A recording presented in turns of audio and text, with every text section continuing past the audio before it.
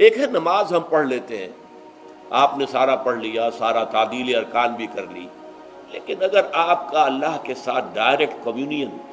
اور direct communication قائم نہیں ہوا تو نماز، جس کو کہ کہا گیا کہ الصلاۃ معراج المومنین، جو قرب حضور کو حاصل ہوا معراج میں، وہ ایک بندہ مومن دنیا میں رہتے ہوئے حاصل کر سکتا ہے نماز میں، اگر اس کی روح جو ہے واقعتاً ہم کا نام ہو رہی ہو، الحمدللہ رب العالمین الرحمن الرحیم مالک یوم الدین اہدنا الصراط المستقیم ایاک نعبد و اگر ہم واقعتاً ایسے کہہ رہے ہوں کہ ہمیں احساس ہو کہ ہم اللہ کے حضور میں حاضر ہیں اور عرض کر رہے ہیں، سجدہ کریں تو حدیث میں آتا ہے کہ ایسے محسوس ہو کہ گویا کہ میں نے اپنا سر اللہ کے قدموں میں رکھ دیا ہے، یہ ہے نماز۔ اب جو گفتگو ہو رہی ہے یہ ہم کلامی ہے، الصلاۃ معراج المومنین، اہل ایمان کے حق میں یہ نماز جو ہے یہ معراج کے درجے میں، لیکن یہ نماز کیسے نصیب ہوگی اگر روح سوئی ہوئی ہے، دبی ہوئی ہے، پسی ہوئی ہے، مزمحل ہے یا مردہ ہے؟ یہ نماز کیسے حاصل ہوگی؟ چاہے آپ پانچوں وقت کی نماز پڑھ رہے ہوں، چاہے آپ نے ہیبٹ بنا لیا ہو نماز کو، چاہے خوش بھی ہو گیا ہو، لیکن یہ کہ جب تک وہ روح بیدار نہ ہو، جب تک ہم کلامی نہ ہو، افلاق سے آتا ہے نالوں کا جواب آخر،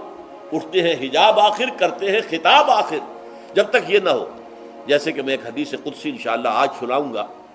سورہ فاتحہ کے ضمن میں، کہ اللہ تعالیٰ کے سامنے جب کھڑا ہو کر انسان جب کہتا ہے انی وجہت وجہی للذی فطر السماوات والارض حنیفا، دائیں بائیں سے بالکل اپنا تعلق کاٹ کر میں نے اپنا رخ کر لیا ہے اس اللہ کی طرف جس نے آسمانوں اور زمین کو پیدا کیا۔ اب یہ توجہ وجہ تو اگر یہ تو ہے چہرہ تو ہم نے کر دیا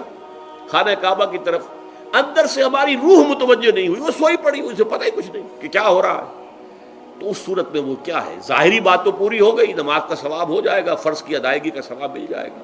لیکن وہ اصل نماز تو حاصل نہیں ہوئی۔ یہ ہے وہ بات کہ وَإِذَا سَأَلَكَ عِبَادِي عَنِّي فَإِنِّي قَرِيبٌ، اے نبی جب میرے بندوں کی روحیں بیدار ہو جائیں، توانا ہو جائیں، حیات تازہ سے وہ ہم کنار ہو جائیں، اور پھر وہ میرے بارے میں پوچھیں، وہ میرا تقرب حاصل کرنا چاہتے ہیں، تو آپ سے پوچھیں تو کہیے میں قریب ہی ہوں، اجیب دعوت الداع اذا دعان، یہ ہے وہ دعا، میں ہر پکارنے والے کی پکار، ہر دعا کرنے والے کی دعا کو سنتا ہوں، قبول کرتا ہوں، جواب دیتا ہوں جہاں کہیں بھی مجھے پکارے، اذا دعان۔ اس میں در حقیقت وہ مفہوم آ گیا ہے there and then wherever، آپ اپنے گھر میں ہو کر پکاریں اللہ کو، آپ بستر پر لیٹے ہوئے پکاریں اللہ کو، الذین یذکرون اللہ قیاما وقعودا وعلی جنوبہم، ہاں ٹھیک ہے بعض مقامات بعض اوقات قبول دعا کے لیے زیادہ سازگار ہیں، حرم میں جا کر دعا مانگی جائے، اور منا میں عرفات میں خاص طور پر، جبل رحمت پر خاص طور پر، ملتزم جو ہے کعبے کا اس پر خاص طور پر، وہ ایام بھی ہیں خاص، لیکن یہ نہیں ہے کہ بقیہ دنوں میں آپ کے اور اللہ کے درمیان کو بڑا فاصلہ ہے۔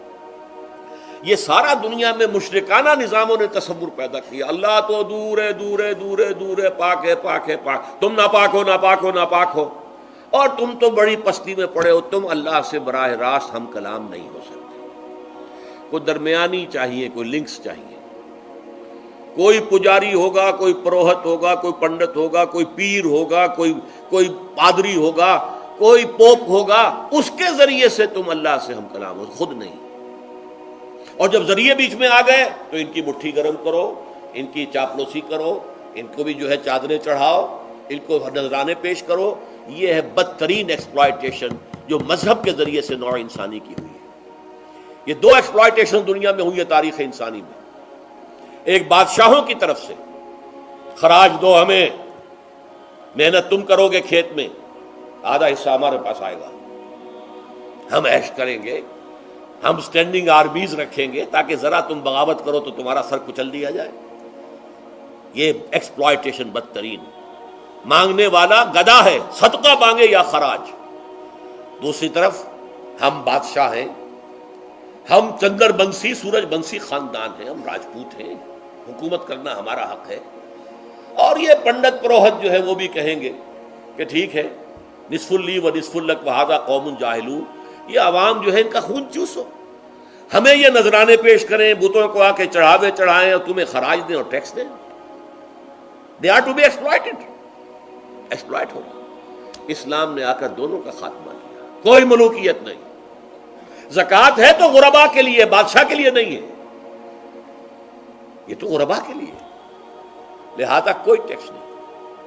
نمبر 2، اللہ سے ہم کلام ہونے کے لیے کسی دربان، کسی جو ہے پہرے دار کی مٹھی گرم کرنے کی ضرورت نہیں، جب چاہو ہم کلام ہو جاؤ۔ دل کے آئینے میں ہے تصویر یار، جب ذرا گردن جھکائی دیکھ لی۔ یہ تو تم ہماری طرف متوجہ نہیں ہوتے، ہم تو ہر وقت کہتے ہیں،